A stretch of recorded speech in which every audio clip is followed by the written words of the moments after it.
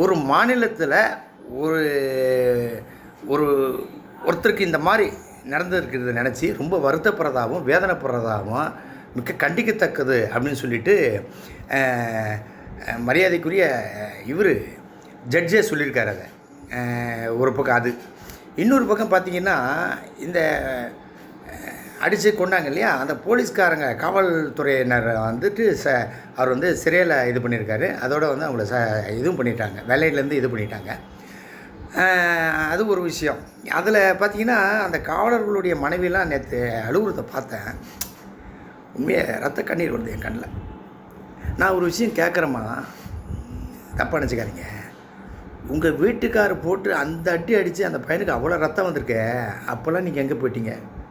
இதுவே உங்கள் குடும்பத்தில் யாரையாவது வேணாம் விட்ருங்க, இப்போ அடித்து இவ்வளோ தூரம் பண்ணாங்களே, உங்கள் வீட்டுக்காரையே வந்து அதே கோசாலையில் வச்சு அடித்து பொதுமக்கள் வச்சு அடித்து தண்டனை கொடுத்தா ஒத்துக்குவீங்களா? இது வந்து சட்டத்தில் கிடையாது. ஏன்னா நாங்கள் சட்டத்தெல்லாம் மதிக்கிறோம். சட்டத்தை மதிக்க வேண்டிய உங்கள் வீட்டுக்காரியாமல் அதை மதிக்காமல் இந்த வேலையை பார்த்தாரு. நீங்கள் சொன்னீங்க நேற்று, அது அவராக செய்யலை, யாரோ ஒரு சார் சொன்னார்ன்ட்டு. ஏற்கனவே ஒரு சார், அவரே யாருன்னு தெரியாமல் ஜனங்க மூச்சுங்கிறாங்க, இது வரைக்கும் தெரில. இப்போ இன்னொரு சார்.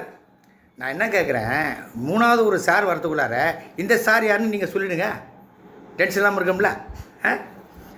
நான் ஏதாவது மனசு வருத்தப்படி பேசுந்தா மன்னிச்சிங்க.